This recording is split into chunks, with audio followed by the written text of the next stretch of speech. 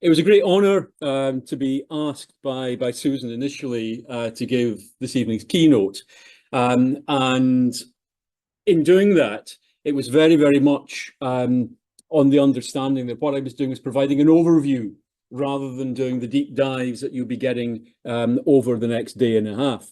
And that what I'm trying to do is look at the way in which David's reputation has changed and evolved from the 12th century and is continuing to evolve at present. And this is where the question, a meaningful king, and what do we mean by meaning for the king anyway? How is he seen? How is he understood by audiences over the centuries? So, to begin, who can estimate the good done to the world by this gentle, just, chaste and humble ruler, loved for his gentleness, feared for his justice? In these words, Aelred of Rievaulx, Cistercian monk, theologian, abbot, summed up the attributes of his former lord, David I, King of Scots, which he viewed as the king's most valuable contribution to the world of men. They may well be a reflection of David's character and behaviour as a ruler, balancing the softness and the rigour that was necessary to be an effective lord in an age where power was founded absolutely on interpersonal relationships. In reality, however, they are likely to be idealised and to represent Aelred's perception of kingly perfection founded on biblical precedent. These were the attributes that made David meaningful within 12th century Latin Christendom, presenting him as the model to which not just his own successors, but princes in other realms, England especially, should look to for an exemplar on how to rule.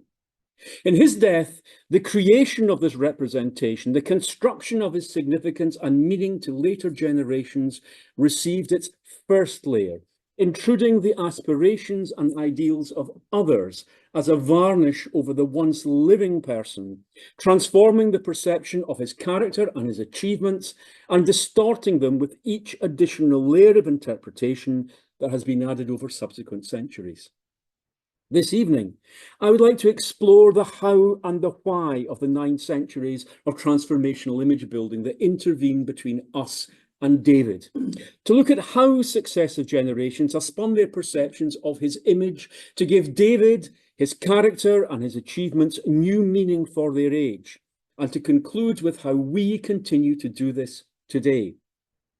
Given the low-key nature of the commemoration of his accession, however, are we seeing an end to 9 centuries of continuously evolving reinterpretation? If so, it is not the distance in time that has diminished David's relevance, it is our changing social perceptions of what makes for historical significance, and the progressive shift that has occurred in our whole approach to the presentation and teaching of history that has helped to move us away from narratives based in the successive reigns of kings and which revolved around the achievements of a few great men. What is most remarkable about this shift is its rapidity. Into the 1970s, Scottish school children still learned a little at primary school about a king who revolutionised Scotland. They learned that David I was the man who introduced feudalism, wherever that is. They recognised that he created the sheriffdoms and shires into which their country was still divided. It was he who brought in foreign monks in an effort, quote, to make Scotland more religious and more civilised. And it was he who, quote, converted certain villages into royal boroughs to encourage the development of industry and trade. One standard primary history book, the one that first introduced an 8-year-old Richard Oram to Scottish history, summarised David as the man, quote, who made Scotland a more advanced country and gave it a pattern of life which was to last for 400 years. This simple message summarised the achievement of what we have come to understand as the Davidian Revolution and packaged it in 1968 for a Scotland immersed in Harold Wilson's white heat of the technological revolution that was forging post-war Britain. Everyone could recognise David as the moderniser, innovator, indeed a revolutionary who was dragging Scotland from backwoods ignorance and poverty into the brilliant light of prosperous modernity. Is there anything in that portrayal, though, that Abbot Aelred would have recognised? Our modern image of David has been constructed and modified in every generation since his death to reflect the hopes, needs, and ambitions of that age. What we have is a constructed reputation, not an accurate portrayal. That representation is also multidimensional and revolves around two key strands. One is the secular revolutionary, a king who reconfigured Scotland's kingship, launched radical social and economic reconstruction, and waged expansionist wars. The other depicts David as the pious, priest-like king, penitent patron of the church, protector of the poor, the weak, and the oppressed. Although the two images were inseparable in 12th century accounts, later presentations almost airbrushed out the less palatable dimensions to manufacture an icon of perfect kingship. David, the venerable, serene patriarch, ruling over a kingdom where peace, justice, and prosperity flourished, altogether overshadowed the ruthless warlord who extended his authority at sword point throughout northern Britain. Image building started in David's lifetime. Warrior and priest, two kingly attributes stressed in late 11th and 12th century European tradition, were two sides of his persona that his clerical image builders manipulated. That the warrior was downplayed in preference for the priest was a conscious decision evident in the last years of David's life and in the first decades after his death. Previously, he had been accorded all the attributes of kingship equally, balancing military credentials and coercive powers with his just, charitable, and pious acts. Aelred chose to de-emphasise those aspects of David's kingship. But for others, the warrior reputation was an essential part of his kingly persona. That dimension was central in 1149, for example, in his knighting of his great-nephew Henry of Anjou, the future King Henry II of England. That Henry sought knighthood from his great-uncle was a reflection of David's prestige as one of the foremost, if elderly, knights of the day, who had, vitally for Henry's ambitions, been knighted by David's brother-in-law and Henry's own grandfather, King Henry I. Henry of Anjou, moreover, was not alone in seeing David as a chivalric paragon, and men were attracted to his service by more than simply his ability to reward them with cash or land. David was a leader of knights in whose service fame and fortune could be won. Stripping David of his military attributes, as Aelred did, foregrounded his spiritual qualities. Modern academic assessment has tended to subordinate the spiritual dimension of his ecclesiastical policies to the material and political benefits which flowed from ecclesiastical reform. It is too easily forgotten that the late 11th and 12th century saw a religious revival as far-reaching in its impact as the 16th century Protestant Reformation. Given the spiritual credentials of his mother, St. Margaret, and his own pious acts, David's reputation as a patron of religion, Christian ruler and defender of the church was widespread in Christendom.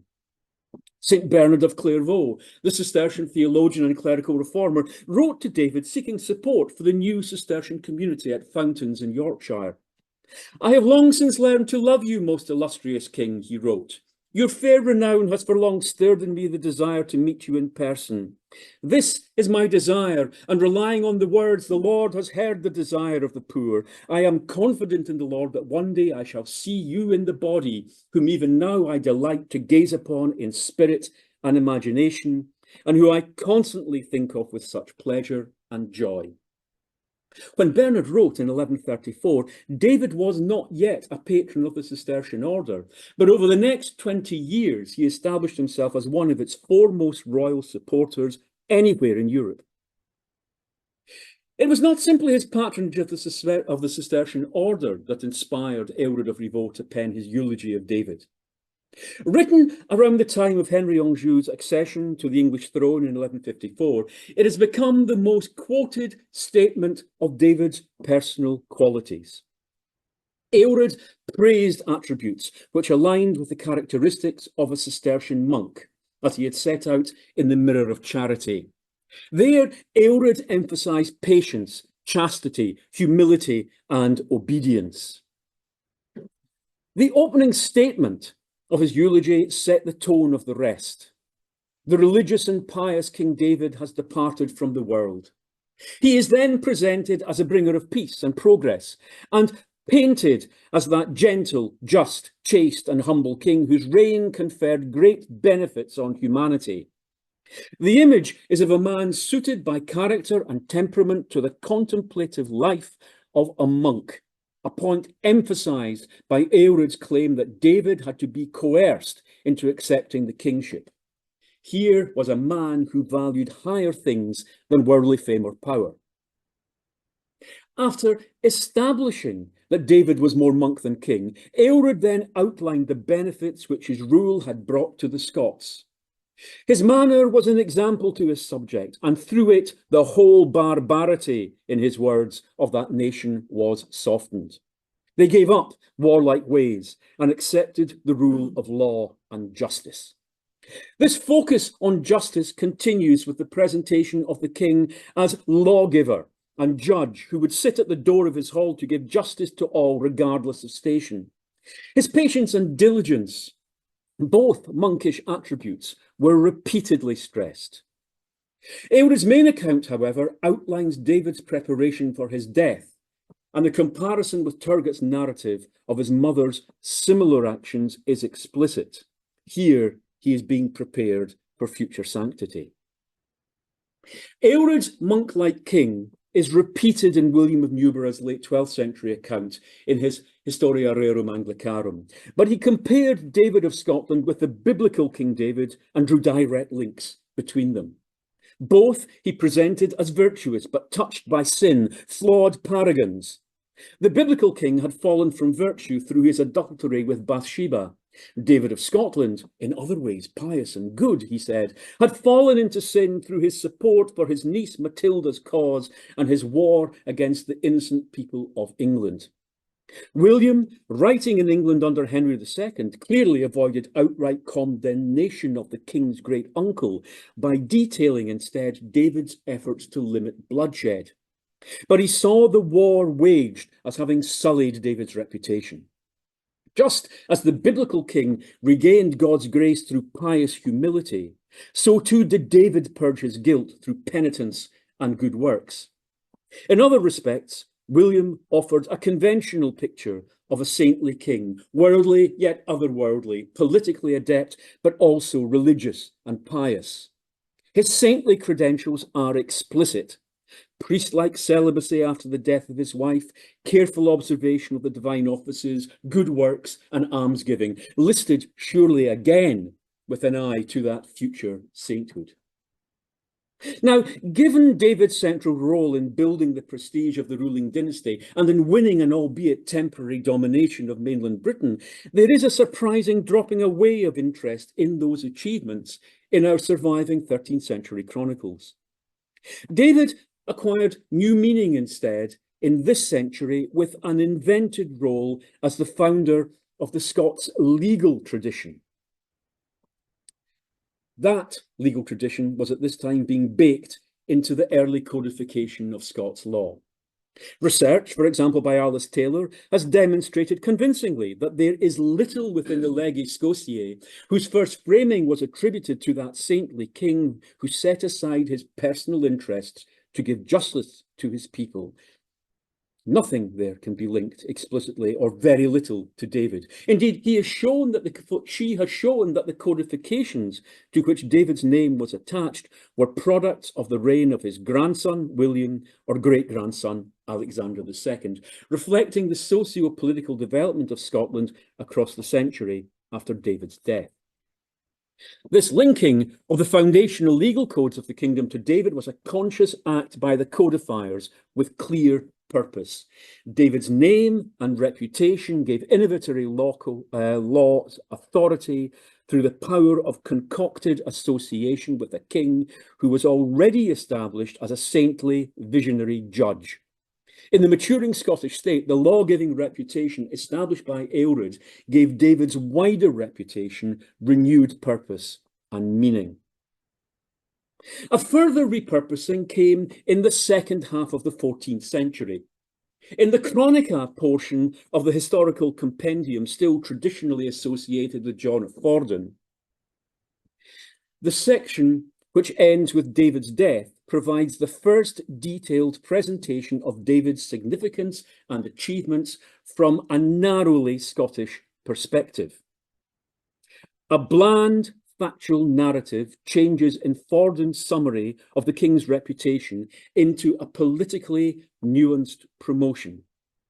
David was, quote, blessed through all generations, for there never from time immemorial arose a prince like him. Much of what follows is verbatim rehearsal of Aelred's eulogy, but that is itself followed by pedigrees of the king on both his father's and mother's sides that go considerably further than the mainly West Saxon lineages emphasised by Aelred in his genealogy of the English kings down to Henry II. The purpose of these new genealogies was to challenge the denigrators of Scotland's current rulers and make their illustrious ancestor known to all readers of the work. It was not just that David's blood was especially virtuous, it was charged with political meaning. His maternal pedigree, in an unashamed celebration of both his saintly lineage and exposition of, quote, the line of our English kinship. This statement clashes with traditional perceptions of the unremitting anti-English rhetoric of later medieval Scots chroniclers, but reflects the attempt at a rapprochement made by King David II. His 12th century ancestor was here deployed as a bridge between enemies. This new purpose probably stemming from a dossier perhaps produced for David II to support his proposals for transmitting the Scottish throne to a Plantagenet prince instead of his despised nephew, the future Robert II. Indeed, was the Chronica itself part of a portfolio compiled to brief that possible Plantagenet King of Scots? That would explain its neutral attitude towards the English and why the part English and culturally Anglophile David I was deployed so prominently. After Fordun, David remained central in the works of Scottish chroniclers. His values and attributes were particularly useful to writers seeking to extol the merits of strong kingship in a period when monarchical authority in Scotland had been eroded through the internal conflicts of the Stuart family. David was an exemplar to men who saw strong monarchical authority as a good thing. For the manifest leadership necessary to impose authority on the rebellious in early Stuart Scotland, read over mighty nobles, and whose firm domestic government projected his authority abroad. To clerics like Andrew of Winton or Walter Bower in an increasingly anti-clerical world, David was also an archetype of Christian kingship. Winton, for example, idealised him as the beeld of his kin, the virtue he suppressed sin, who challenged evildoers while remaining meek and righteous despite his power and authority. No sin of pride weakened that perfect David, nor was he subject to lust, neither sexual nor for property and power. These were the qualities that Winton chose to foreground as the foundation for David's more active traits of justice and mercy and of patronage of the church. Through these traits, he banished the darkness of spiritual ignorance from his people. In his final assessment, Winton portrayed David as ruler, knight, and monk, the perfect marriage of strength, justice, and piety. Walter Bower, Abbot of Inchcolm, 1417 to 49, brought the medieval representation of David to its climax. While his work is largely derivative of earlier narratives, Bower infused it with his views on ideal kingship and the benefits of strong monarchy. Going beyond Fordun, Bauer added an extended genealogy of David's children on their maternal side to fix the saintly pedigree of the Scottish royal house, with David and his mother Margaret on the one side, and Earl Waltheof, father of David's wife Matilda, on the other, underpinning the right to control Northumbria through him. This grows into close exploration of the English lineage, brought together as an articulation of Scottish superiority over England's Lancastrian kings. Not only did David's descendants have the blood of 3 saints in their veins, but they were the senior, legitimate line of the Old English kings. There is then a stridently nationalist meaning to Bauer's presentation of David alongside his employment as a model of kingship for the instruction of the Stuarts. Studies of Bauer's historiography reveal how David led the parade of ideals upon whom the young James II was urged to model himself. David was being advanced as the apical figure in a tradition of strong past monarchy. In the manufactured history of post-wars of independent Scotland, David was reinvented for a more nationalist political consciousness. The self-conscious nationalism of the later 14th and 15th century required icons around which to build the image of a perfect kingdom. David, as recurrently repackaged from the production of Aelred's eulogy onwards, was the epitome of perfection, representing ideal government, just law-giving, and above all, unqualified devotion to religion, together yielding peace, stability, and prosperity that was needed in the kingdom. Such was the strength of David's new image, which elevated him as one of a trinity of Scottish paladins, from whose Scottish kings drew legitimacy, that his reign actually displaced that of Alexander III as Scotland's supposed golden age, at least in elite perspectives. That projection of David's kingship possibly saw the readoption of the late Romanesque architectural styles of his reign under James III and James IV, one the originator and the other the developer of an imperial style in Scotland. For kings actively promoting exalted ideas of their own kingship, what better exemplar than David? Under James IV and James V in particular, the attributes of David's kingship were subtly shifted and infused with further new meaning, both to reinforce their authority and to criticise their deficiencies as well. Differing views which used the same basic image of David were offered by the leading scholars of early 16th century Scotland, John Mayer and Hector Boyce. Mayer advanced a strongly unionist agenda. His History of Greater Britain, published in 1521, took a view of the inseparable histories of Scotland and England to argue in favour of a union of the kingdoms. David's previous portrayals as a staunch defender of his independence seems an unlikely model for Mayer's unionism, but he fitted another of Mayer's agendas as an exemplar of perfect kingship, first and foremost. He had the virtue of strong and forceful leadership, made mild by his, quote, temperance, fortitude, justice, clemency, and regard for religion. It is not, however, pure panegyric, for it is Mayer who first introduces a negative reflection on David's generosity to the monasteries, with his account of James I's visit to his ancestors' tomb at Dunfermline, and his comment that David should there abide king most pious, but likewise to Scotland's state and kings most unprofitable. Bellenden's translation into Scots of Hector Boyce's Latin text provides one of the most memorable pen images of David, reproduced in most 19th and early 20th century accounts of his life. Referring to David's munificence towards the church at the expense of the crown, Boyce used Mayer's claim that James I, on visiting his ancestor's tomb, had commented negatively, and in Bellenden's translation called David ein sair sanct for the croon. It was just one line in an extended criticism of David for his profligate generosity, which impoverished Scotland. Boyce, like Mayer, was careful to say that David's intention had been for the best, a morally good action, but his critical view questioned the wisdom behind them. He took aim both at David for his beggaring of the crown, which forced later kings to act unjustly to seize the property of others to support their regal state, and at the senior clergy of his own day, whom he accused of diverting the resources given by David for their personal benefit.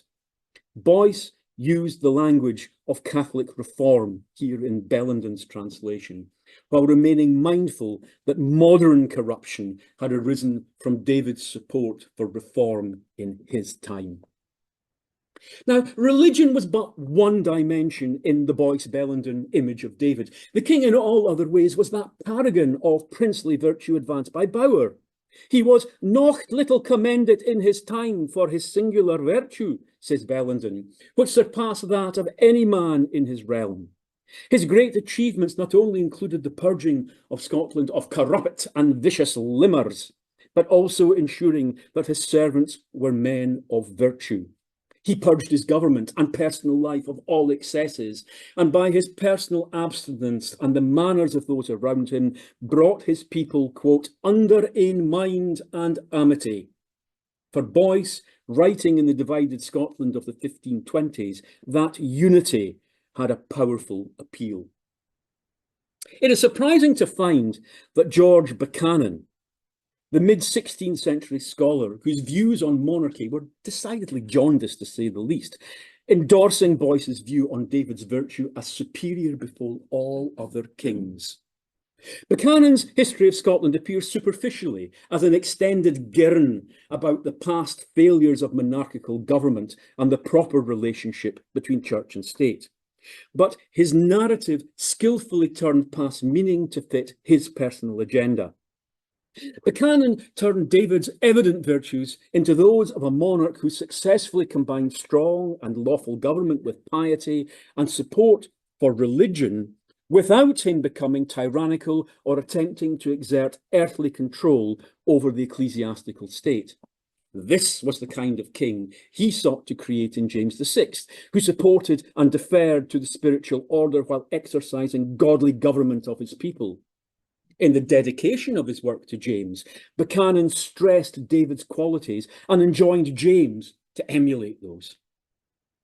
In these evolving 16th century representations, there emerged a dualist view of David. He was a state builder and defender of Scotland's independent status, a man whose strength brought stability and, in an observation by Sir Thomas Craig in the early 1600s, which foreshadowed the later Whiggish view of British history, through his resistance of attempts to conquer his kingdom by the English, he ensured that Scotland pursued a path to maturity that culminated in the dynastic union of 1603.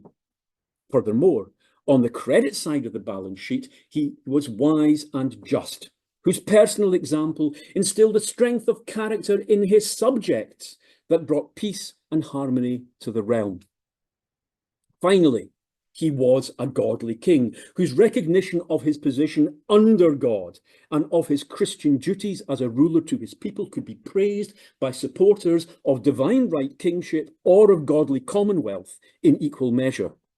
Contrariwise, however, David was too closely associated with the Roman Church, and his profligate patronage was presented as harmful to the spiritual welfare of Scotland.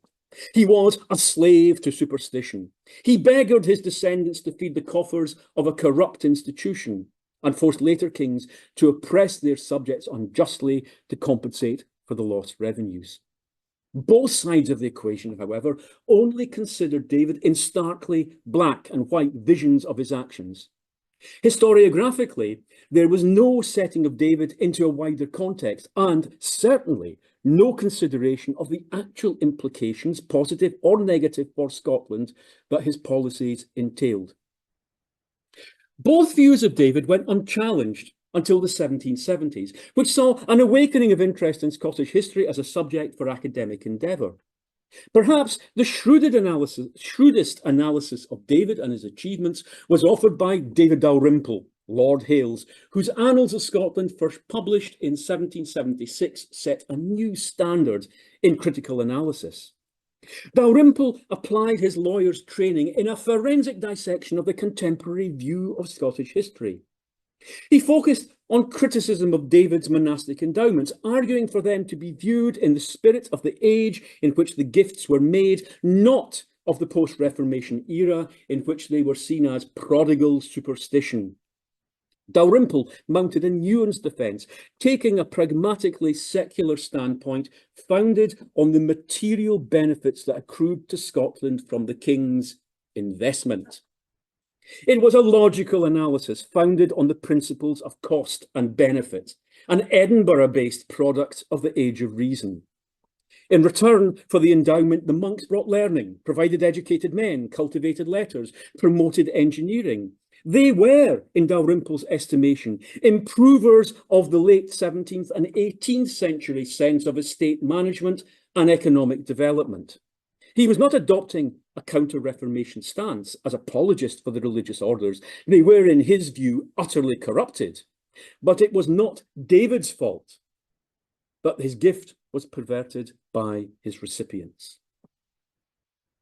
Dalrymple's pioneering revisionism was not followed until the explosion of interest in the formative era of Scottish kingdom that occurred in the mid-19th century. That new historiography looked to see new meaning in key phases of Scotland's development, often viewing them through the lens of the politics and religious controversies of that age.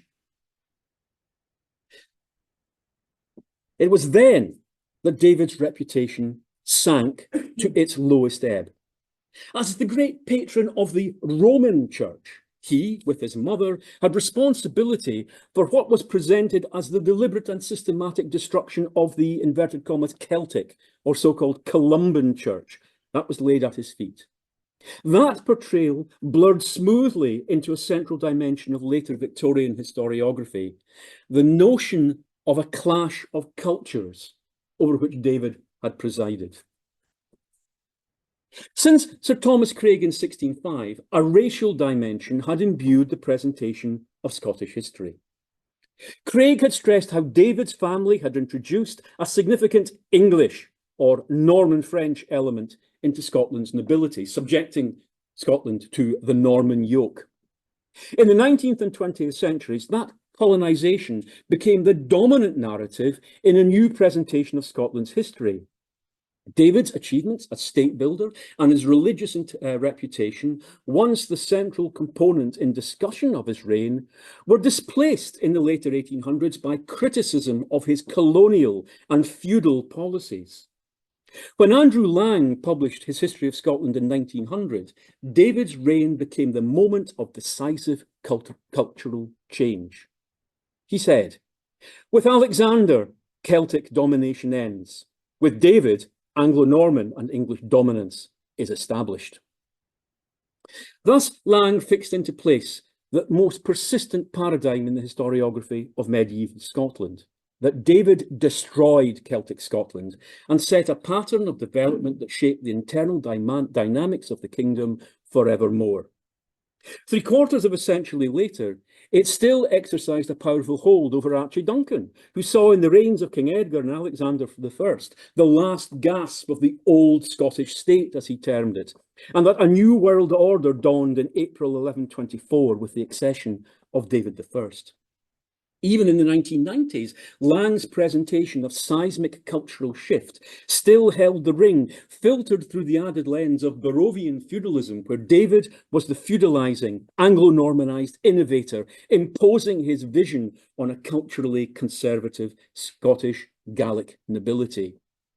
We might recognise this view of a Celtic twilight rudely snuffed out by brash Anglo-Norman modernity as a product of the upsurge of late Victorian Celtophilism that was part lament for the noble savage whose impoverished descendants haunted the consciousnesses of the Victorian middle classes.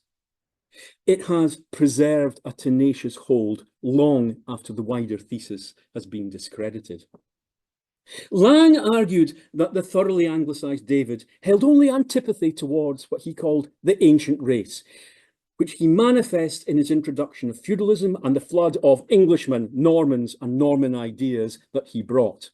In the face of this tide, he believed, quote, Celtic men and ideas retreated to their congenial glens. It was only when the pressure became too much to bear that the Celts rebelled, and David responded with a war of conquest and, in Lang's view, racially fueled colonisation. The same tone of Celt v Norman continued in his discussion of David's defeat in 1138 at the Battle of the Standard, where the actions of his Celtic levies there were recounted in identical terms as their slaughter at Culloden 6 centuries later, or their fierce nobility in Scotland's 18th century imperial wars. A clear connection was drawn between the men who died at Northallerton in 1138 and their descendants whose blood built the empire in the 19th century. These men, whose loyalty and service to the crown was so necessary in David's empire building, were the same men against whom he unleashed his foreign friends. The consequences of David's action were cast in the same light as the consequences of the actions of the foreign sheepwalk and deer forest owners of the 1800s. Lang's negativity was replaced with a more positive interpretation of David's reign as a pivotal point in national development by Peter Hume Brown's.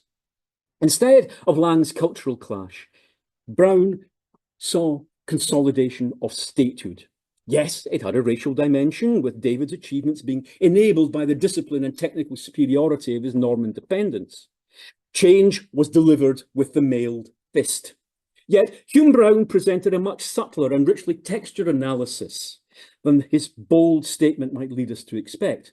David's reign was presented, quote, as most memorable in every aspect of the life of a people.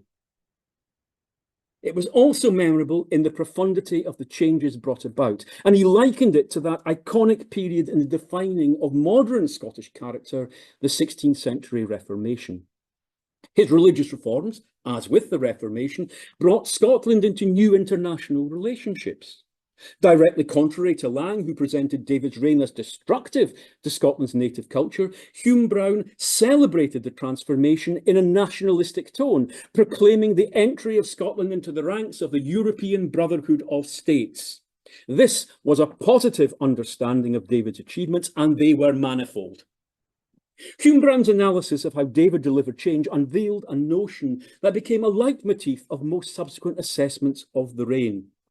It was more than simply a change. In Hume Brown's words, he performed it on a scale which converted it into a revolution. Thus was born the idea of the Davidian Revolution that Geoffrey Barrow developed into one of the most powerful theses in later 20th century Scottish historiography. The revolution in Hume Brown's eyes, however, came not from gradual integration and hybridization. It was confrontational and compulsive. Here is the nearest Hume Brown came to an agreement with Lang's racial conflict view, for he looked beyond the culture to consider what it delivered in the long term. Although modern academics might recoil from its teleology, he offered the first comprehensive overview that saw more than simply his feudalizing and religious policies. From the fields of land tenure and law generally, through to development of the boroughs and trades using the first native silver coinage, the breadth of the revolution's impact was exposed. It was a grand vista which he unfolded to his leadership, where the few negative aspects were acknowledged and explained alongside the manifold positive dimensions. But in 1909, when Hume Brown's history was published, until the second half of the 20th century, there was limited development in either study of David first or analysis of his reputation. Indeed, there was little advance in historical study of the Middle Ages generally in Scotland. Graham Ritchie's 1954 exploration of the Normans in Scotland marked the closure of one tradition and the opening of a new chapter. It represented the last hurrah of that view of David as the imposer of radical cultural, political, economic and religious change on Scotland. Through the wave of colonists, he intruded into every region of Scotland and every element of its social fabric. Ritchie was a linguist, a background some have used to excuse his polemical treatment and sometimes a historical treatment of David. His linguistic training, however, gave him perspectives, gave nuance to his presentation of a cultural conquest that had strong resonance in the political context of late 1940s and 1950s Scotland. Its publication coincided with an age of national cultural renewal, when questions of national identity, culture and character were being explored by a new generation of literary theorists. Think Grieve, MacDermot, for example. Culture and character were being explored by a new generation of literary theorists, writers, artists and historians. Ritchie's perception of David is explicit in the chapter titled David the Conqueror, and in his narrative of conquest, cultural as much as political. Although quickly overshadowed by the new historiography of the 1960s, it was a highly influential thesis that stimulated critical reflection on the Scottish experience, not so much in the early 12th century as in the second half of the 20th. Although now largely a historiographical footnote, Ritchie's impact can be traced in more recent studies of the reception, accommodation, or rejection of foreign cultural norms and foreign colonists in 12th century Scotland. Even as The Normans in Scotland was being published, a revolution was commencing within Scottish academia, which advanced a new thesis on the nature of the medieval Scottish state and its cultural identities. Within this prescription, David acquired even greater meaning as the creator of this new state. Having reached a high tide with Ritchie, a sea change occurred from the 1950s onwards with the emergence of a new trend, led by a group of young scholars in reaction to what they regarded as the stagnation of scholarship in their subject for nearly half a century.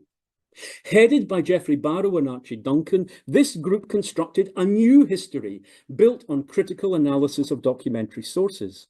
Barrow took the 12th century as his specialist field and into the early 2000s dominated it.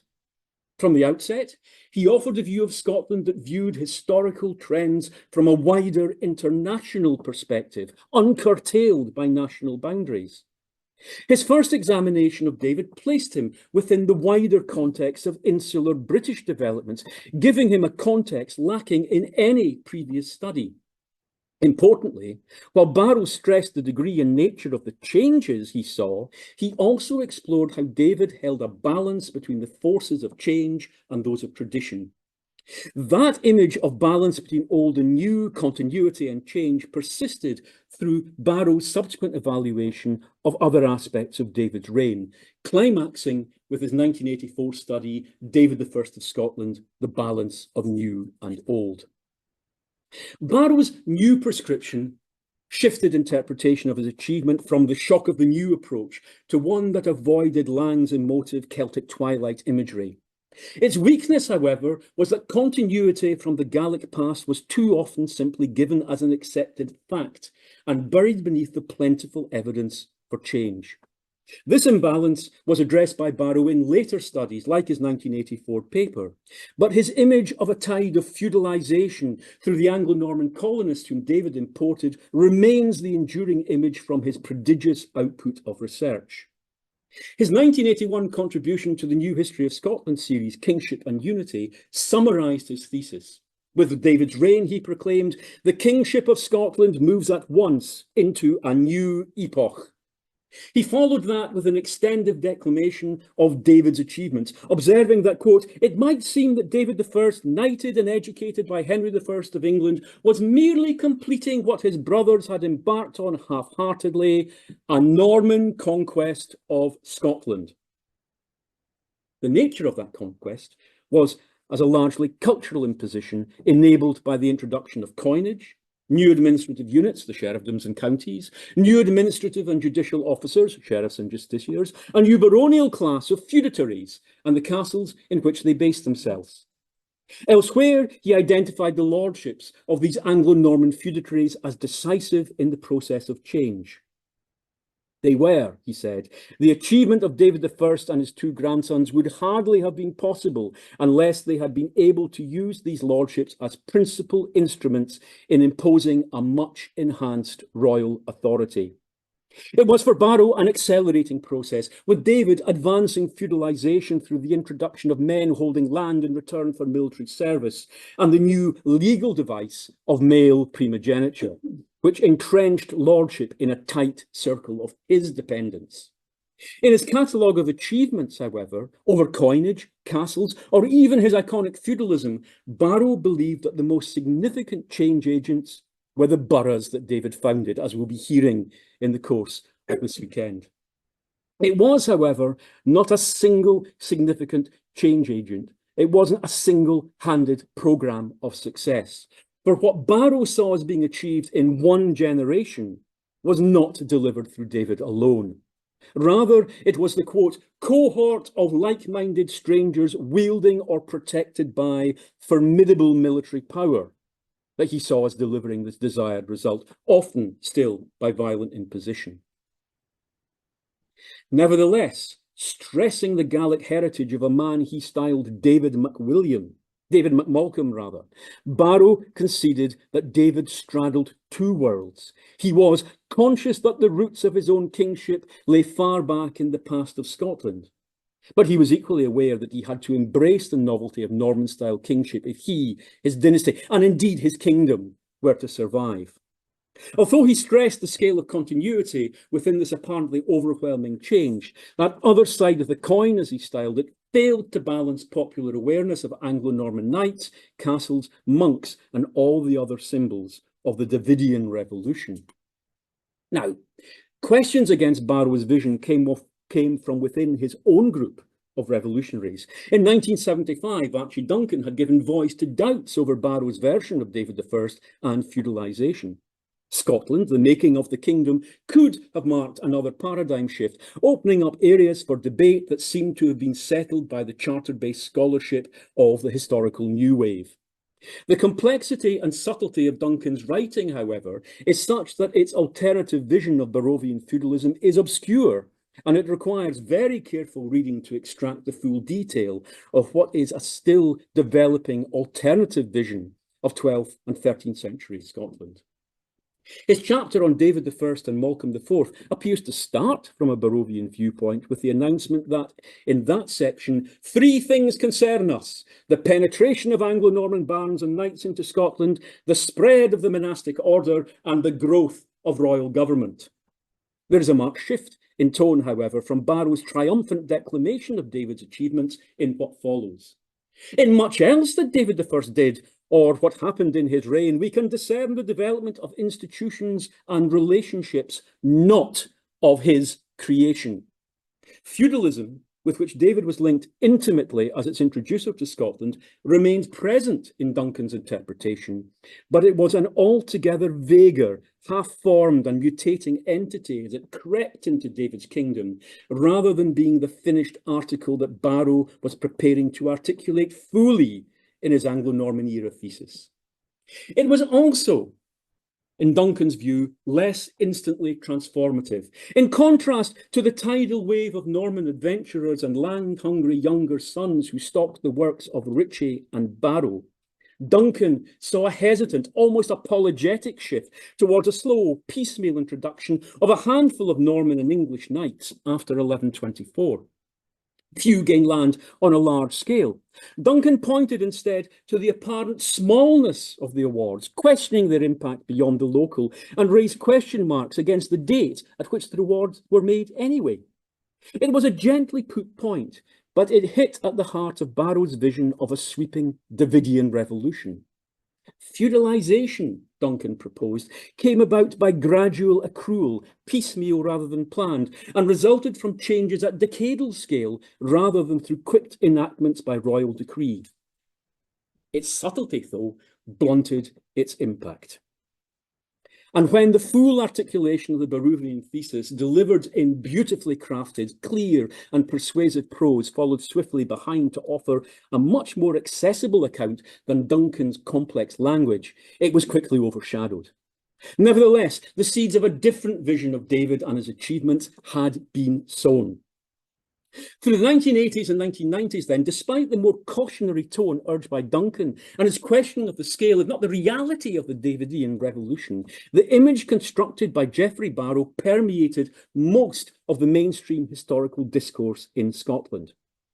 The strength of the Barrovian thesis can be seen at its sharpest, for example, in Michael Lynch's summary analysis of the reign in his Scotland: A New History in 1991. This is a masterful presentation in summary form of the 40-year output of his predecessor in the Sir William Fraser Chair of Scottish History at the University of Edinburgh. Throughout it, Lynch offers a carefully considered view of the two sides of Barrow's coin, attempting to stress the Janus-like image of the king and the methods that he employed. It is in his final observation that Lynch made what is possibly one of the most trenchant observations in his book. While past historians have ended with the upbeat image of modernity, looking forward to the feudal kingdom of the later 12th and 13th century, Lynch looks in the other direction. David's campaigns in northern England, while enmeshed in the feudal world of England, Normandy, and the growing Angevin Empire, were also a continuation of the policies of his 11th century ancestors, he argued. The longer the reign went on, he said, the more it might be claimed that David had become a Celtic king. That nod towards a different emphasis on David's reign was not developed by Lynch, nor was it taken up in subsequent historical writing. Indeed, a casual reading of Bruce Webster's 1997 Medieval Scotland, The Making of an Identity, which gives more attention to David than to any other of Scotland's medieval kings, notably, reveals only the stock suite of achievements and the standard narrative of their long-term consequences. It is almost as if Duncan's counter-thesis and Lynch's argument had failed to make any imprint on the historical consciousness of a generation of Scottish historians. One theme carried through from the work of Lang into the 21st century was that the result of David's military adventures had been negative for Scotland. Failing to pay heed to Dalrymple's warning against teleology and anachronistic value judgments from 1776, David was judged guilty of the failures of his heirs. His successes in northern England involved Malcolm IV, William, and Alexander in an unequal struggle that exposed Scotland to an existential threat from which it escaped only after debilitating effort. It took until 1993 for that view to be challenged, when Keith Stringer reversed a century of negativism in a positive critique of David's achievements. We might look now with a degree of cynicism at the political context for Stringer's new prescription in the aftermath of the unsuccessful 1979 devolution referendum and the emergent new British history of the 1990s. But Stringer's argument at the time was refreshingly new. He argued convincingly that what David's briefly achieved was a new prescription for power in the whole of the British Isles, a radical realignment that saw Scotland at its heart, that instituted a Scoto-Northumbrian realm stretching northwards from the Humber, with England confined to a rump in the Midlands and South. The failure of that Scoto-Northumbrian realm within 4 years of David's death persuaded generations of historians that it was a mirage that distracted Scotland's rulers. But Stringer showed that what David built had the ingredients for permanence. Just as dynastic accident created the circumstances by which David built his realm, so it was dynastic accident that brought its demise. As a historical what if, Stringer's thesis has gained little traction, although I have argued that it is a view that needs to be taken more seriously in any discussion of the evolution of 12th century Anglo-Scottish relations than it has to date. Most recent studies do not share that view and still offer a distrustful outlook on David, coloured by an unhistorical anxiety over the cultural consequences of the Davidian revolution. Almost all are dismissive of his extension of Scottish rule into northern England. Murray Pittock, for example, presented David's stake in England as a source of future weakness as much as it was a symbol of his power, a view redolent with Lang's criticisms. The implication that Pittock makes is that David's English lands and adventure exposed his successors to generations of demands from English kings for their homage for these properties, which undermined their independence. That point, rather than David's achievements as a modernizer, state builder, and ecclesiastical reformer, is the only aspect of his reign to receive any developed discussion. The politics of post-Union Britain and early devolutionary Scotland are writ large in Professor Pittock's presentation. Parallel to the change and modernisation narrative of the 20th century, however, there ran a continuing undercurrent of discord, echoing the cultural conflict themes of Lang's thesis. Here we move to the end. Here we see the dynastic struggles between David and his heirs and rivals for their kingship, with a cultural as well as a political overtone added to them. In this thesis, alienation from and hostility towards David's policies are central to the dynastic conflict and rebellion seen as characterising the lowland Scottish relationship with the Northern and Western Highlands. Redolent with the cultural antipathy of Lang's writing, this dystopian view of David's Scotland challenges the relentlessly positive view and the narrative of easy cultural accommodation that has evolved as part of the casting of a new post-devolutionary Scotland as culturally open, receptive and welcoming of immigrants. Opposition to David within Alba, Murray, Galloway and Argyll was not simply politically motivated. And as the backlash against his parents' innovatory ways in 1093 exposed, there were many amongst the kingdom's political elite who were fundamentally distrustful of and openly resentful towards changes that were seen as contrary to long-established cultural norms and threatening of practices upon which that elite's power was founded. David, in this manifestation of the multiple recastings of his character and significance across the centuries, has become a metaphor for the tensions within early 21st century Scotland that are intrinsic, absolutely intrinsic, to current questions of identity, nationalism, globalisation and disempowerment. And there is David's meaning for the 21st century. Thank you.